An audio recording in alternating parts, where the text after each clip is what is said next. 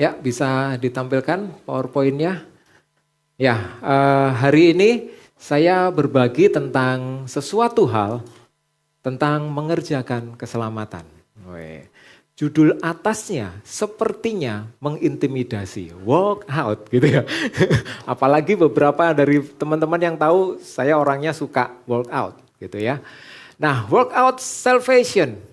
Di sini saya menyampaikan tujuan utamanya adalah begini. Saya kepingin memberikan sebuah pengertian yang baru kepada kita semua tentang mengerjakan keselamatan. Karena saya yakin semuanya sudah pernah ikut FF. Foundation Class atau Firm Foundation. Ada yang belum pernah ikut? Bisa lambaikan tangan supaya dilihat oleh kepala sekolah dan dibukain kelasnya. Wuhui.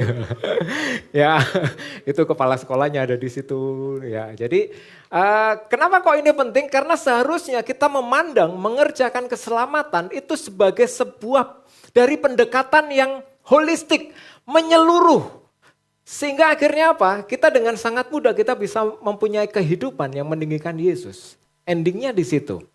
Karena mengerjakan keselamatan bukan hanya sekedar sesuatu hal yang theoretical dan bukan sesuatu hal yang hanya sebatas hal yang spiritual. Nah, saya mau berbagi tentang ini. Kenapa? Karena beberapa saat yang lalu saya membagikan tentang gratitude. Dan ini unik teman-teman, ya ini persis di bulan lalu minggu ketiga saya juga menyampaikan tentang ini. Gratitude adalah esensinya adalah mengerjakan keselamatan dan kita menerima dan mengejar kedewasaan rohani. Dan lucunya adalah begini, karena biasanya kan tiap bulan gitu selalu diberikan jadwal pembicara. Oke, bulan ini, bulan Mei sebetulnya saya enggak ada. Tapi kemudian begini, yang unik adalah ketika saya selesai mengerjakan materi ini, saya langsung tergerak untuk mulai memikirkan dan merenungkan tentang mengerjakan keselamatan. Itu saya mulai susun materinya, saya mulai cari banyak sekali bahan dan kemudian akhirnya itu menjadikan sebuah hal yang saya mau sampaikan hari ini.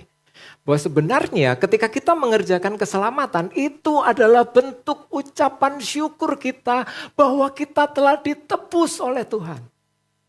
Yang mengerti katakan amin. Karena keselamatan yang kita terima itu mahal harganya. Yesus sendiri sampai harus mati di atas kayu salib, menderita sekian banyak cambukan,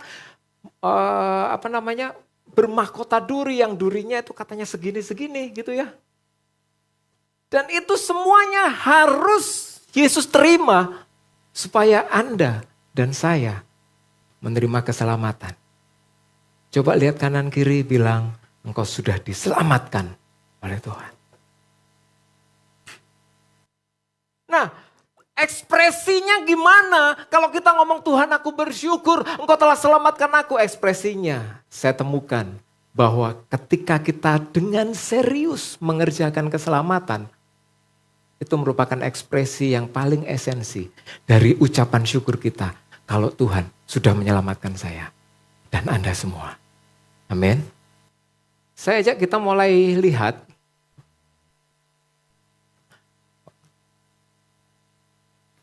Ya, Filipi 2 ayat 12. Hai saudara-saudaraku yang kekasih, kamu senantiasa taat.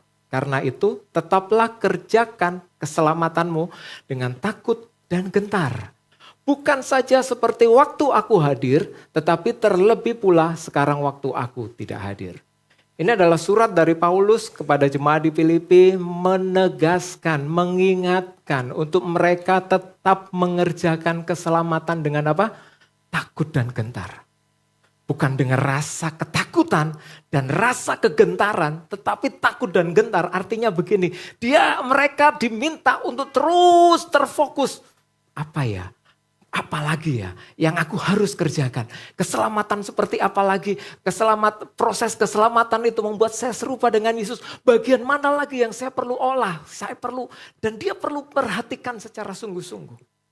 Dan saya yakin dari Bapak Ibu Saudara yang ada tempat ini sudah sering mendengar kata-kata ini, ayat ini. Sudah sering, bahkan mungkin sudah hafal. Tetapi satu hal yang saya mau untuk kita coba sedikit renungkan lagi, kita tarik mundur lagi. Yaitu jangan sampai ayat ini menjadi sesuatu hal yang kita anggap biasa. Karena kata biasa itu dalam bahasa aslinya diterjemahkan dengan kata yang sama dengan kenajisan. Ketika kita merasa biasa terhadap sebuah statement di dalam Alkitab, maka sebenarnya kita sudah biasa dengan yang ngomong. Kita sudah menganggap itu biasa. Tidak merupakan sesuatu hal yang harus kita kerjakan dengan serius. Karena kan enggak enak toh kalau diomongin, biasa. Contohnya, saya lagi ngobrol sama Steyer nih. Wah, saya berapi-api, berbusa-busa. Terus kemudian dia dengan respon biasa cuman, biasa. Anda tahu kira-kira perasaan saya gimana? Tercapik-capik. Dan kalau ada barbel di situ, saya akan lempar dia. Karena perasaan biasa itu membuat gini, orang yang apapun yang kita sedang hadapi, apapun yang sedang kita kerjakan tidak punya efek apa-apa. Saya ulangi, bahwa ketika kita merasa biasa dengan sesuatu, baik itu firman Tuhan maupun kegiatan apapun yang itu ujungnya adalah Tuhan, kita merasa biasa. Saya pastikan Anda gak akan dapat apa-apa. Bahkan jadi capek, jadi dan lain sebagainya. Makanya ayat ini di terjemahan yang lain dikatakan, you always obey. Tuh ya, yang saya tebelin dikatakan gini, continue to work out your salvation. With fear and trembling. Jadi ada sesuatu hal yang kita harus tetap rasakan gini. Parameter saya di mana ya? Bukan dengan rasa takut yang akhirnya saya pasti gagal, bukan di situ. Tetapi rasa takut yang akhirnya membuat saya tidak menganggap ini sebagai sesuatu hal yang biasa. Amin. Mengerjakan keselamatan yang karena Tuhan mati di atas kayu salib. Dan kita harus kerjakan itu setiap hari. Dan kita perlu terfokus, kita perlu terkonsentrasi untuk gini. Ya, saya nggak mau tetap jadi biasa. Itu. Coba senggol kanan kiri. Toleh bilang, Ya, itu adalah terjemahannya adalah dengarkan apa yang dikatakan di depan. Kamu harus perhatikan dalam bahasa Jawanya adalah Ya, itu kan atau kan. Nah, waktu saya baca itu tulisannya kan pakai kata work out yang dipisah. Saya pikir typo, masa sih Alkitab itu typo? Makanya saya mulai selidiki. Dan ternyata workout kalau digandeng itu adalah sessionnya, exercise session. Momen di mana saat kita itu mulai berlatih, itu workout yang digandeng. Ternyata workout yang dipisah, work dan out, itu merupakan sebuah sesi yang kita perlu planningkan. Wah, ada kata yang unik di sini ternyata. Yaitu kita perlu melakukannya secara terencana. Perencanaan yang melibatkan waktu latihan yang dikerjakan secara konsisten. Dan kalau ayat yang tadi disebutkan bahwa you have to work out, continue to work out your salvation. Berarti kita perlu mempunyai rencana dalam saya mengerjakan keselamatan yang sudah saya terima. Saya ulangi, kata-kata ini bicara tentang bagaimana kita mempunyai plan session. Perencanaan yang melibatkan waktu latihan. Dan itu secara konsisten dikerjakan. Tahu yang kemudian membuat banyak anak Tuhan tiba-tiba tidak lagi mengenal Tuhan dan mungkin menjadi murtad, begitu ya. Saya temukan, saya renungkan, mungkin tidak pernah mempunyai sebuah rencana untuk saya mengerjakan keselamatan yang sudah saya terima. Tidak hanya sekedar tahu bahwa saya sudah selamat, yes, that's one point, itu adalah satu poin. Tetapi bagaimana saya merencanakan untuk saya mengerjakan keselamatan yang Tuhan kasih, itu bagian yang lain. Makanya ada sebuah perenungan yang saat ini saya mau tanyakan kepada kita semua. Apakah kita ini memiliki rencana untuk mengerjakan keselamatan yang telah Anda terima? Benjamin Franklin menulis, ya ini Benjamin Franklin, bukan saudaranya Franklin Ezra. Ya, Dia menulis bahwa if you fail to plan, you are planning to fail. Kalau Anda gagal dalam merencanakan, sebenarnya Anda sedang merencanakan untuk gagal. Makanya kita perlu untuk begini, kita perlu untuk mulai merencanakan mengerjakan keselamatan. Walk out-nya gimana ya? Planningnya gimana ya? Apakah minggu ini saya mau leg day dulu? Minggu depan saya mau chest?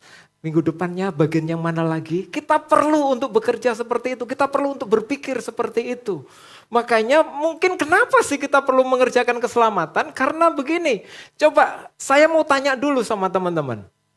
Kalau ada statement seperti ini, keselamatan adalah titik. Kira-kira menurut Anda apa?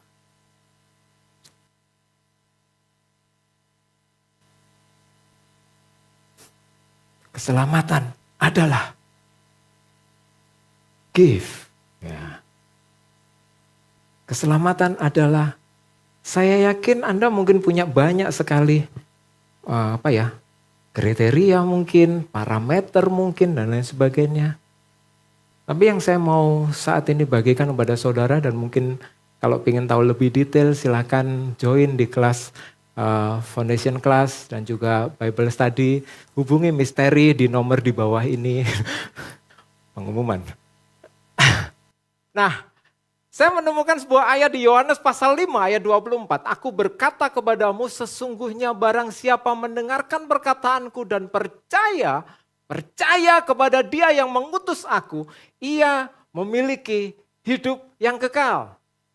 Dan kata-kata selanjutnya ini yang cukup menarik buat saya. Dan tidak turut dihukum sebab ia sudah pindah dari dalam maut kepada hidup. Keselamatan dari ayat ini sebenarnya adalah sebuah kehidupan kekal. Karena saya sudah pindah dari maut masuk kepada hidup. Masih ingat mungkin beberapa saat yang lalu kok Angga sampaikan tentang karya salib. Judulnya itu kalau nggak salah. Tentang bagaimana di sebelah kiri ada yang warna hitam, sebelah kanan ada yang warna putih. Terus di situ ada artisnya bernama Christopher Alfredo Wijoyo gitu ya. Dan dia pakai tas, wah dia harusnya pindah dari sini ke sini. Tapi dia masih carry out. Bebannya masih ada dosa dan lain sebagainya. Anda tahu kenapa kita perlu mengerjakan keselamatan? Karena kita sudah pindah dari maut kepada hidup. Ada sebuah hal yang kita perlu rubah. Karena apa? Dari sisinya Tuhan, ini sudah absolut bahwa Anda hidup. Yang mengerti katakan amin. Tapi masalahnya adalah begini, apakah saya sudah ada di kerajaan kehidupan itu dan kemudian saya bisa mengikuti aturan-aturan dari kerajaan kehidupan? Disitulah perlunya kita mengerjakan keselamatan.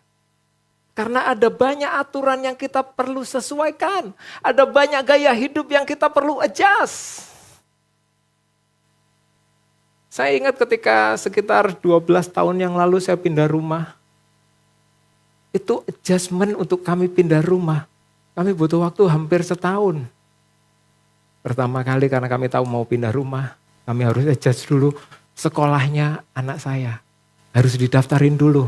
Karena jangan sampai pindah rumah, sekolahnya nggak pindah sekolah. Wah bahaya, pindah rumah jauh-jauh. Wah saya cuman jauh sekali nganterin gitu kan.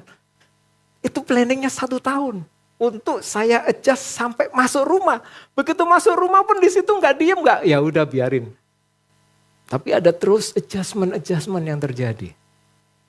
Makanya di ayat yang lain saya mau sampaikan begini, bahwa 2 Korintus 5:17 dari versi Firman Allah yang hidup ini keren banget ngomong bahwa pada saat seseorang menjadi orang Kristen, ya. Jadi orang Kristen, bukan KTP-nya yang bertuliskan agama Kristen, bukan di situ aja. Ia menjadi orang yang hatinya sama sekali baru. Ia tidak sama seperti dahulu. Coba perhatikan ayat yang saya bold. Ia mulai menempuh hidup yang baru. Ya kayaknya ini seringkali hanya kita dengar waktu orang menikah. Selamat menempuh hidup baru. Padahal ketika Anda dibaptis, kita ngomongnya juga sama, selamat menempuh hidup yang baru men.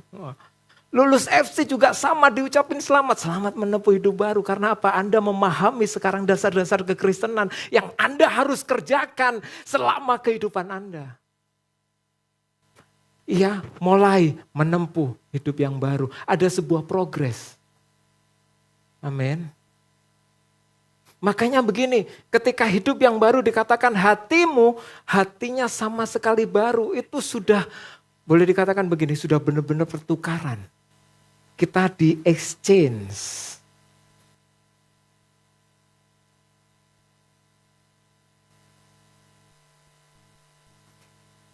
Dan kemudian ketika saya merenungkan, saya melanjutkan lagi, saya ketemu di ayat ini. Matius 26 ayat 41. Berjaga-jagalah dan berdoalah, supaya kamu jangan jatuh ke dalam pencobaan. Roh memang penurut, tetapi daging lemah. Di dalam kita menempuh kehidupan baru, coba Bapak Ibu perhatikan. Kita perlu berjaga-jaga dan berdoa. Supaya kita nggak jatuh dalam berbagai macam pencobaan. Jadi ini ceritanya adalah ketika Yesus berdoa di Taman Getsemani dan murid-muridnya tidur. Dan mereka ditegur oleh Yesus. Berjaga-jagalah dan berdoalah. Saya waktu itu membayangkan seandainya waktu itu saya ada di posisi itu gitu ya. Mungkin Yesus ngelihat itu satu kali. Ayo bangun doa. Yesus berdoa serius. Ngorok lagi, bangun doa. Sampai akhirnya dia keluar statement ini. Ini kan kayak sebuah statement yang mungkin bagi manusia biasa seperti kita. Ini mungkin statementnya sudah cukup marah gitu loh. Berjaga-jaga, berdoa supaya jangan jatuh.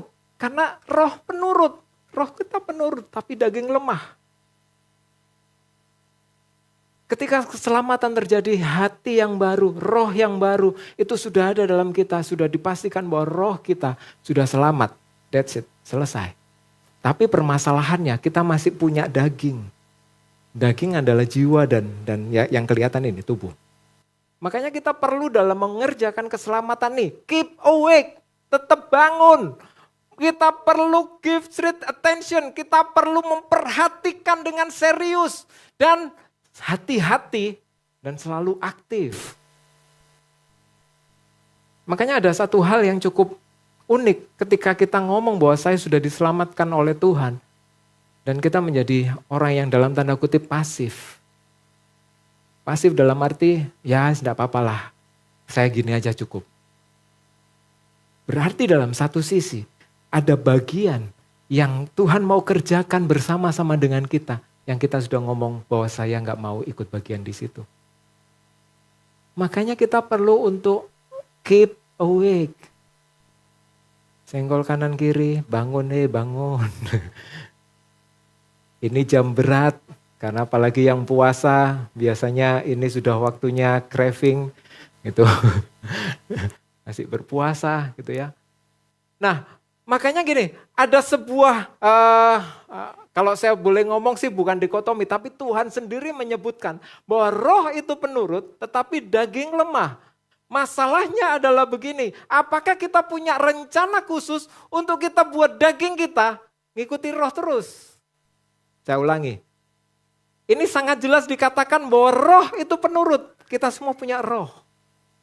Tapi daging kita lemah.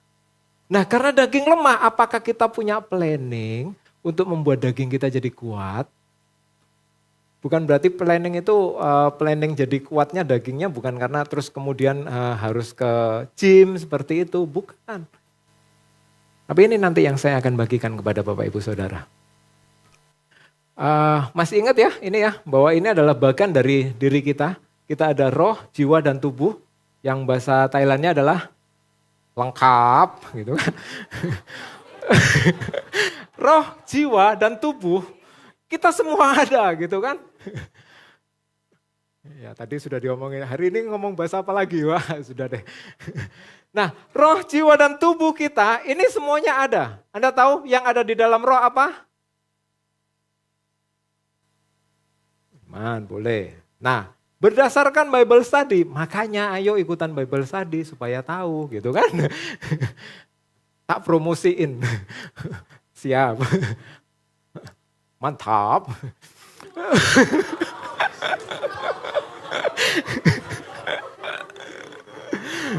Ya. Di dalam roh itu ada persekutuan, ada hati nurani, ada pewahyuan. Itu urusannya dengan roh. Dan Tuhan selalu akan bicara melalui roh kita. Dan ini sudah langsung connected. Tapi saya menemukan sebuah fakta, bukan fakta baru sebenarnya. Tapi fakta bahwa sebenarnya nanti di bagian tubuh kita itu sudah tertanam hotwired sesuatu hal sehingga kita akan terus bisa connect ke sana. Saya temukan itu. Jiwa punya pikiran, perasaan, kehendak, dan tubuh punya panca indera. Ya, mata dan lain sebagainya. Dan Anda tahu, manusia itu adalah ya ini, irisan. Kalau di beberapa buku dituliskan bahwa manusia adalah irisan kecilnya di sini. Karena dia mempunyai roh yang hidup, sudah ditebus. Dia tinggal di dalam tubuh dan dia punya jiwa untuk merespon. Betul ya? Ini adalah manusia. Nah, kenapa kok saya tadi sebutkan bahwa ada bagian yang memang sudah ditanam dalam tubuh kita untuk kita bisa terus terkoneksi? Saya mau buka sebuah fakta tentang ini. Ini adalah bagian terpenting. Ini adalah alat vitalnya manusia. Loh iya, ini kan alat vital. Saking vitalnya nggak mungkin nggak ada gitu kan. Karena kalau ini nggak ada, ini gangguan saja, sedikit aja.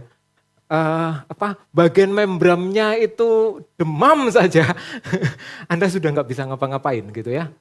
Nah, ada bagian frontal lobe, parietal lobe. Jadi frontal lobe ini ngomong tentang logika dan lain sebagainya, hubungan, bahasa. Terus parietal lobe itu untuk sensor sakit, rasa sakit. Dan di bagian di sini anterior cingulate. Dan ini adalah limbic system. Limbic system itu adalah otak kecil yang dia bisa respon utamanya biasanya adalah flight or fight. Jadi mau lari atau mau berjuang. Nah, anterior cingulate di situ itu adalah otak yang berfungsi untuk mengatur bagian hubungan sosial kita. Bagaimana kita bisa appreciate orang. Bagaimana kita kemudian akhirnya dalam lingkungan kita bisa memahami bahwa segala sesuatu yang terjadi itu pasti hal yang baik dari Tuhan dan lain sebagainya. Frontal lobe juga sama, jadi mirip. Kalau yang di sini adalah hal yang bersifat hubungan dengan sesama orang lain. Kalau yang di frontal lobe ini bicara tentang logika kita. Dia memproduksi salah satunya adalah hormon dopamin, endorfin, gitu. Bagaimana kita merasa happy, bagaimana kita merasa fulfill gitu ya. Itu di bagian itu. Nah, yang unik adalah sebuah riset yang sudah tahun sekitar 2009 itu dirilis, disebutkan bahwa ketika kita berdoa, kita terfokus kepada Tuhan. Dua bagian dari otak, yaitu di bagian yang ini, parietal lobe, yang ngomong tentang rasa sakit, kontrol tentang rasa sakit, dan juga limbic system, ngomong tentang stres, flight or fight gitu. Dua bagian ini ternyata turn off. Wow. Dua bagian ini jadi inaktif. Sehingga ketika berdoa secara serius loh ya, bukan hanya doa makan. Karena kalau doa makan gak pernah ada yang serius gitu kan. Doa makan pokoknya kayak laporan, Tuhan aku makan. Dalam nama Yesus, amin. Atau kalau doa makan yang serius, berdoanya begini. Tuhan Yesus, aku berdoa. Karena supaya gak diambil temennya gitu. Piringnya ditutupin gitu. Nah ketika berdoa secara serius, dua bagian otak ini menjadi mati, off. Tidak ada sinyal yang terkirim. Sehingga yang ada adalah rasa puas, rasa contentment, rasa fulfill. Dan kemudian gini, dia punya rasa empati yang besar ketika melihat sekeliling. Nah, ini yang saya tadi sebut. Sebenarnya manusia ketika diciptakan serupa dan segambar dengan Allah, yang rohnya sudah diselamatkan, ada satu bagian yang Tuhan hotwire di situ, yaitu dua bagian otak ini. Yang tanpa kita sadari, kalau kita tidak berdoa dengan sungguh-sungguh, maka kita nggak akan pernah mengalami rasa fulfillment. Dan kalau kita tidak benar-benar berdoa dan menemukan Tuhan, maka Anda akan sulit sekali mempunyai rasa empati terhadap orang lain. Dan ini hanya bisa tercapai ketika Anda mempunyai sebuah hubungan dengan Tuhan. Dan riset yang lain menyebutkan ketika Anda berdoa kurang lebih sekitar 12 menit. Ini riset ya, riset. Jadi orang dikumpulin dan diteliti gitu ya. Ada durasi sekitar 8 minggu. Selama 12 menit mereka berdoa secara serius. Bahkan diminta untuk sampai bahasa roh. Ada sebuah neural yang terbentuk. Ada sebuah kenyataan baru yang terbentuk. Dan dia bilang bahwa orang-orang yang melakukan ini selama 8 minggu, range 8 minggu, tiap hari 12 jam. 12 menit. 12 jam. Salah. Berarti Anda bangun. 12 menit per hari selama 8 minggu tops.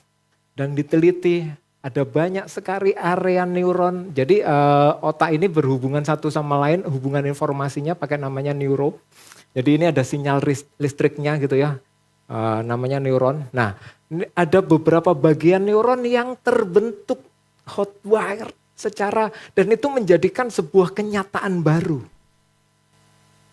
The new kenyataan yang baru, new reality ada di situ ketika dia 12. Jadi itu diteliti dan memang ada, dan itu terlihat secara nyata.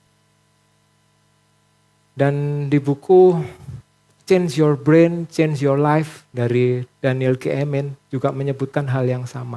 Salah satu cara untuk membuat kita sehat otak kita.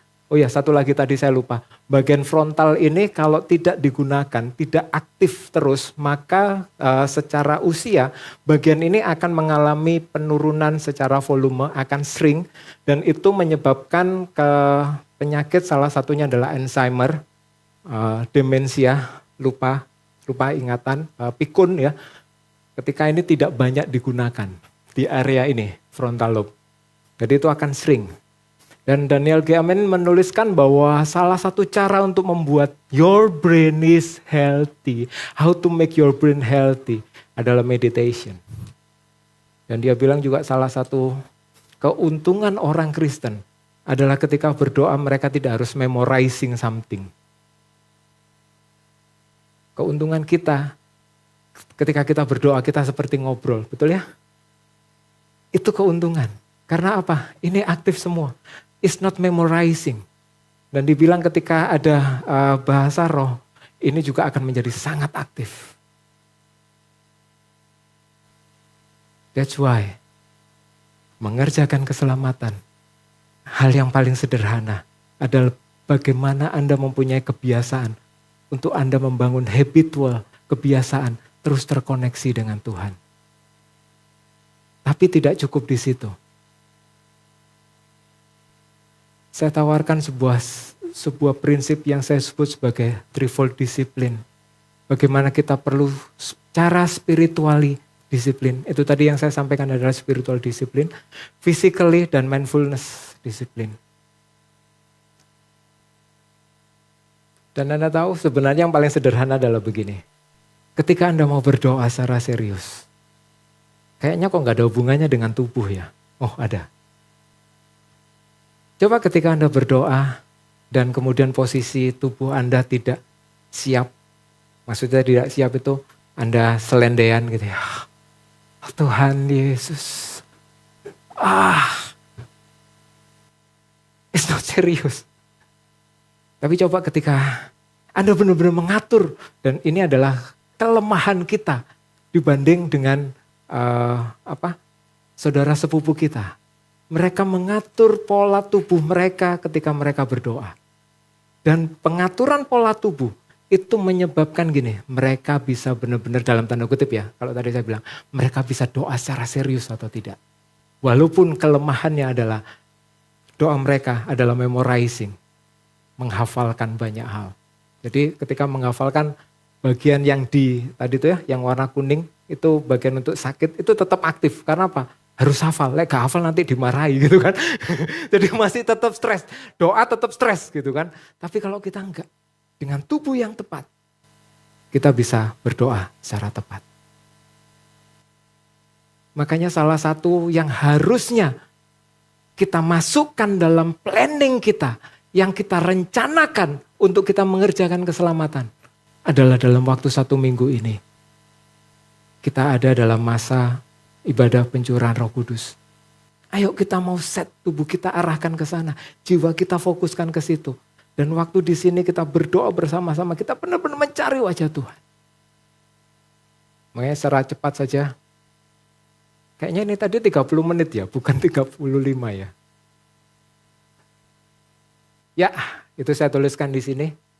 Spiritual disiplin itu bicara tentang 1 Korintus 14 ayat 1, ini yang kemarin disampaikan oleh Ko David waktu nyampaikan tentang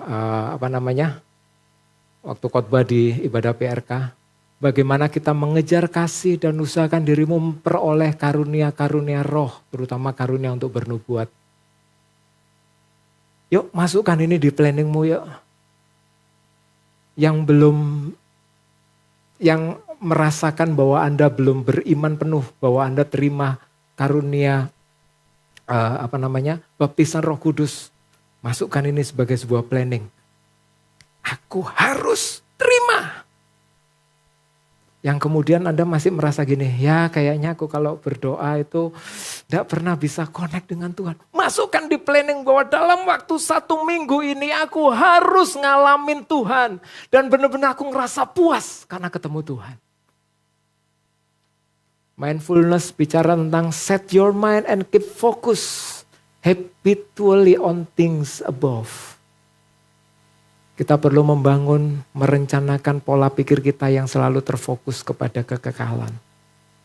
Apakah yang saya lakukan ini bisa berdampak buat orang lain sampai di kekekalan? Apakah yang saya lakukan ini menjadi berkat sehingga akhirnya gini, wow, aku mau lakukan itu terus. Karena apa? Aku tahu gini, waktu aku lakukan itu ada sebuah dampak di kekekalan yang terjadi dari apa yang aku lakukan. Dan itu dilakukan secara habitual, secara terus menerus.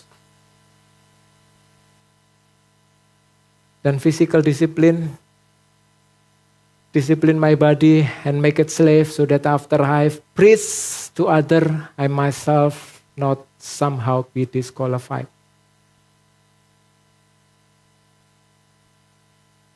Sedikit saja saya mau sampaikan tentang physical discipline. Bahwa ada sebuah studi juga dilakukan di tahun 2019 di sebuah universitas, saya lupa detailnya. Tetapi dia bilang bahwa physical activity itu bisa membantu otak mempunyai memori jauh lebih bagus. Bisa mengingat jauh lebih bagus. Jadi diteliti di mahasiswa, jadi ada satu grup mahasiswa yang dia dalam 1 minggu itu ya, di hari kedua, hari ketiga, selain nutrisinya dikasih sama, tapi yang satu grup dikasih workout, olahraga selama 20 menit dalam masa sekitar 1 minggu itu, 20 menit olahraga, leg day sama kardio dan beberapa untuk angkat beban, yang satunya enggak. Dan ternyata di akhir minggu mereka yang olahraga mempunyai dan kemudian waktu akhir minggu mereka dibuatin kayak semacam memory quiz. Jadi yang kayak misalkan contohnya kayak buka gini gitu ya. Buka tahu ya memory quiz kayak yang di Kartik apa gitu memory quiz. Dan mahasiswa yang latihan ada workoutnya. Itu mengalahkan mahasiswa yang tidak workout sebesar sekitar 13%. Jadi kalau Anda workout, physical discipline itu terjaga. jiwa Anda jadi lebih santai gitu ya. Dan ketika Anda berdoa, Anda jauh bisa dalam tanda kutip rasanya akan lebih connect dengan Tuhan. Karena apa? Saat Anda work out, tubuh kita akan memproduksi salah satunya adalah dopamin, serotonin sehingga membuat Anda relax. Kan firman Tuhan berkata, jadilah tenang supaya kamu bisa berdoa. How can we be silent? Bagaimana caranya kita bisa jadi tenang? Salah satunya adalah physical discipline. Jadi tenang dan kita bisa berdoa. Sekarang di tangan Anda. Hari ini baru masuk hari ketiga. Hari ketiga, nanti malam kita akan ada ketemu lagi ibadah PRK. Masukkan ini sebagai sebuah perencanaan gini. Sampai minggu depan, aku harus mengalami A, B, C. Karena ini adalah bagian dari saya mengerjakan keselamatan yang sudah Tuhan berikan kepada saya. Tuhan Yesus memberkati. Mari kita berdoa. Tuhan, kami bersyukur buat apa yang kami dengar. Kami tidak mau menjadi biasa Tuhan ketika mendengar kata-kata mengerjakan keselamatan. Tapi biarlah ini menjadi sebuah kerinduan kami terus menerus Tuhan. Untuk kami semakin hari semakin kau dapati serupa dengan Engkau. Kami mau untuk setiap hari dalam kehidupan kami mengalami perjumpaan dengan Engkau. Kami tahu secara fakta Tuhan, bahwa kami ada bagian dari tubuh kami, di otak kami yang harus terus terhubung dengan Engkau Tuhan. Supaya kami bisa merasakan, supaya kami bisa bertumbuh ke arah-Mu. Terima kasih Tuhan, mari Engkau terjemahkan apa yang kami baru dengar, supaya kami bisa menjadi pelaku-pelaku firman-Mu. Di dalam nama Yesus, kami berdoa mengucap syukur. Amin.